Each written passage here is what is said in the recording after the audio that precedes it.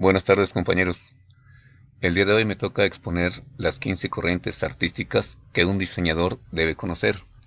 Cuando te dedicas al mundo del diseño y en general a la creatividad, debes saber que la inspiración puede llegar de cualquier parte, especialmente de corrientes artísticas. Seguramente, si bebes de una única fuente, es posible que tu trabajo se vuelva aburrido y monótono. Por ello, estas son 15 corrientes artísticas que debes conocer si trabajas en este sector. Al igual que los 15 nombres que todo diseñador debe conocer, hay ciertos movimientos de arte y diseño con los que los creativos deben estar familiarizados, ya sean 30 o sean 150 los años de antigüedad de dichas corrientes artísticas. El impacto de muchas de ellas siguen teniendo influencia en la actualidad, inclusive de manera inconsciente. La primera de esas corrientes artísticas que podré mencionar es la del impresionismo y postimpresionismo. Desarrollado principalmente en Francia a finales del siglo XIX, el impresionismo fue un movimiento artístico en el que un pequeño grupo de pintores evitaba el énfasis tradicional en temas históricos o mitológicos, pasando a pintar elementos de la realidad, particularmente la naturaleza transitoria de la luz, el color y la textura. De ahí seguimos hacia las Arts and Crafts. Estas, como reaccionan al incremento de la producción en masa y al declive correspondiente de la artesanía durante la Revolución Industrial, hubo un resurgimiento del interés por las artes decorativas en toda Europa. Durante la segunda mitad del siglo XIX, conocido como el movimiento Arts and Crafts, que quiere decir artesanías. De ahí seguimos al Art Nouveau. Tras la corriente del Arts and Crafts, el Art Nouveau fue un movimiento principalmente ornamental que se desarrolló en Europa y en Estados Unidos. Una característica distintiva de esta corriente es el uso de las líneas asimétricas y orgánicas, en lugar de formas sólidas y uniformes, aplicadas en arquitectura, interiores y joyería, así como en carteles e ilustraciones. De ahí le sigue el cubismo. A diferente de las expresiones a diferencia de los expresivos intentos de capturar las condiciones naturales del impresionismo,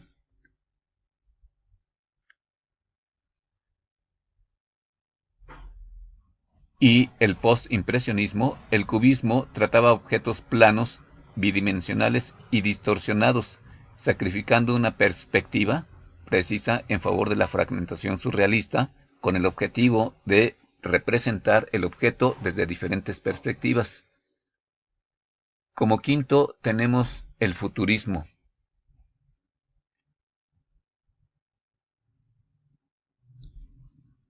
Está fundado en Italia a principios del siglo XIX.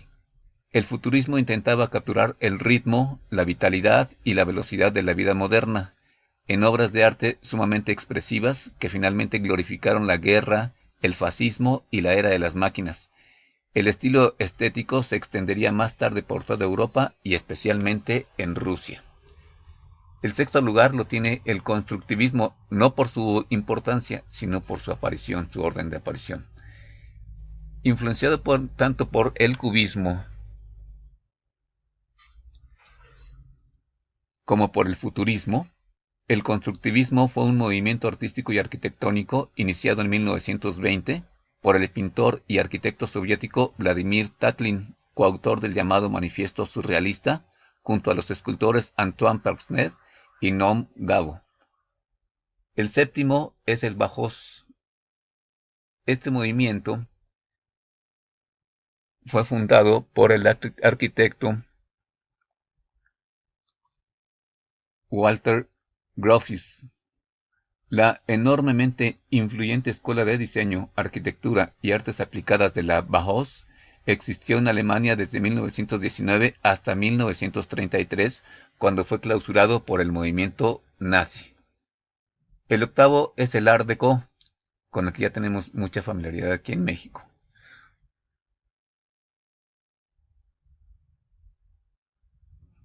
Fue un importante movimiento internacional en Europa Occidental y los Estados Unidos. El Art Deco toma muchas referencias del Art Nouveau, así como elementos de la Bauhaus y el cubismo. Se originó en París, donde la Exposición Internacional de Artes Decorativas e Industrias Modernas de 1925 le dio su nombre. El noveno es el surrealismo.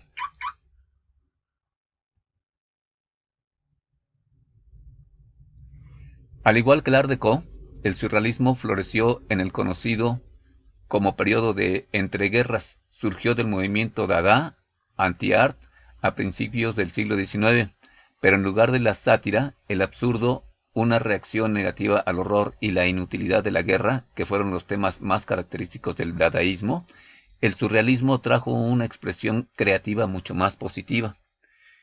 El décimo es el expresionismo abstracto.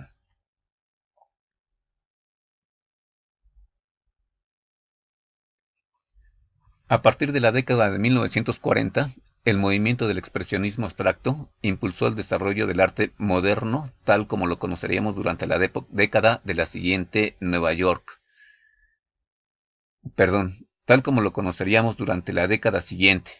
Nueva York fue el epicentro y artistas prominentes como Jackson Pollock, William de Kooning, Franz Klein y Mark Rothko idearon esta corriente. En el 11º tenemos al estilo tipográfico internacional.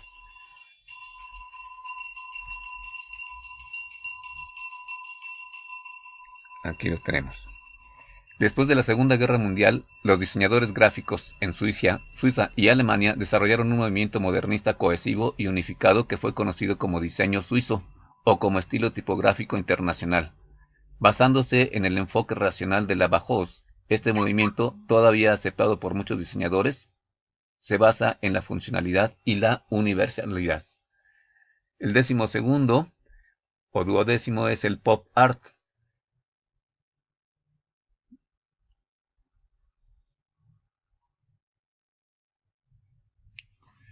Fue principalmente un fenómeno cultural británico y estadounidense que ganó popularidad a finales de los años 1950 y 1960. El pop art fue nombrado así por el crítico de arte Lawrence Alloway por la forma en que elogiaba la cultura popular y elevaba los objetos comunes, a menudo poco destacables, al estado icónico, como latas de sopa, señales de tráfico y o hamburguesas. El 13º es el minimalismo.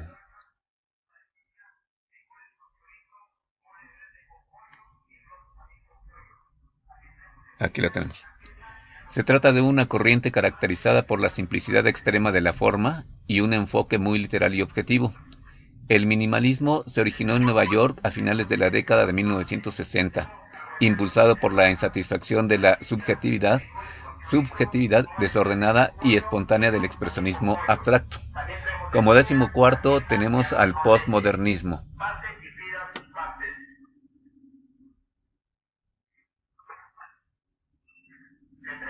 El postmodernismo fue una reacción en contra de la actitud del modernismo.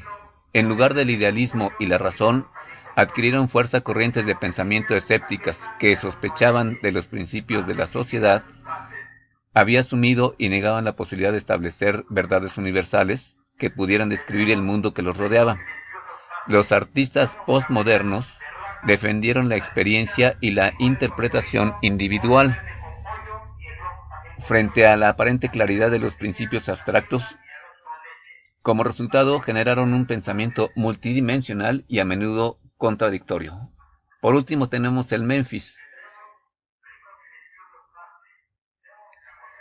Basándose en muchos de los principios del postmodernismo, la estética del diseño de Memphis desafió el modernismo neutral, sobrio y funcional que lo precedió.